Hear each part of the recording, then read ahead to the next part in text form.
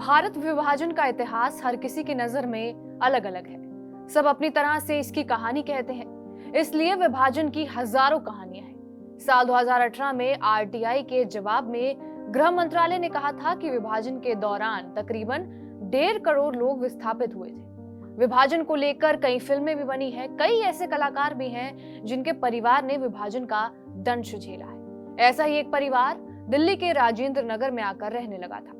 इसी परिवार के सबसे छोटे सदस्य हैं अभिनेता पवन मल्होत्रा। 5 भाई बहनों में सबसे छोटे पवन मल्होत्रा को लोग ब्लैक फ्राइडे से जानने लगे, लेकिन पवन मल्होत्रा ने बहुत पहले ही काम करना शुरू कर दिया था। पवन मल्होत्रा के परिवार ने विभाजन का दंश झेला था।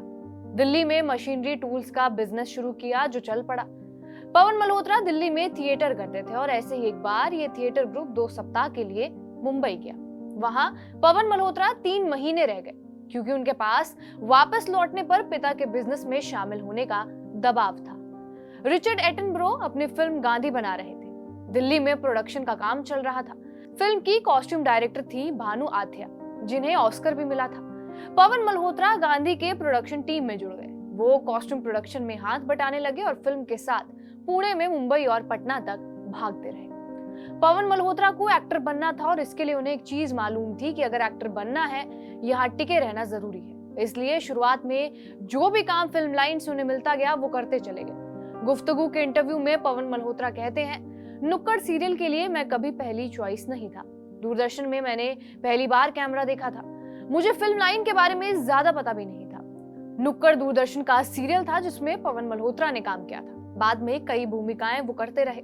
सलीम लंगड़े पर मतरो और बाग बहादुर ऐसी फिल्में थी जिन्हें नेशनल अवार्ड मिला था। इसके बावजूद पवन मल्होत्रा की गाड़ी सही नहीं चल रही थी। ये 1989 का साल था। काम के सिलसिले में पवन मल्होत्रा एक बार अमरीश पुरी से मिले थे। एक इंटरव्यू में पवन कहते हैं, मैं अमरीश पुरी से पहली बार एक बाल फिल्म की शूटिंग के दौरान मिला। उन्होंने प्यार से कहा, आप सलीम लंगड़ा पे मतरो और भाग बहादुर में काम करने वाले लड़के हो ना? मैंने कहा हाँ। फिर उन्होंने कहा, आज साथ में लंच करते हैं। इसके बाद खाने के दौरान उन्होंने मुझसे कहा, आप फिल्म इंडस्ट्री में लंबे समय तक काम करने की काबिलियत रखते हैं, इसलिए कोशिश करते रहें। एक दिन आपके काम को नोटिस जरूर किया जाएगा। अमरीश पुरी की कही बात पवन मल्होत्रा ने याद रखी और जिंदगी ने एकदम से रुख बदला। सुभाष घई की परदेस और यशराज की बैंक चोर मिली, लेकिन सबसे ज्यादा शोर मचा ब्लैक फ्राइडे में निभाए किरदार मुश्ताक टाइगर से। ओटीटी के दौर में पवन मल्होत्रा एक अभिनेता के तौर पर और निखर कर सामने आए हैं।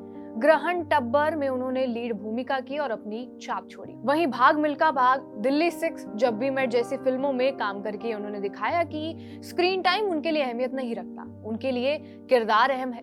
पवन मल्होत्रा के साथ जिंदगी में भी कुछ ऐसा कई बार हुआ है कि लोग उनका नाम नहीं जानते और उनके किरदार से उन्हें बुलाते हैं। इस पर वो कहते हैं कि ये मुझे बुरा नहीं लगता, मुझे लगता है ये मेरी कमाई है। एक एक्टर के लिए इससे अच्छा क्या ही हो सकता है कि उसके किरदार के नाम से लोग उसे याद रखते हो। बहरहाल, आपका इस वीडियो पर क्या कुछ कहना है हमें कमेंट बॉक्स में जरूर बताएं। बाकी देश और दुनिया की तमाम बड़ी खबरों के लिए बने रहे हमारे साथ TV9 डिजिटल पर।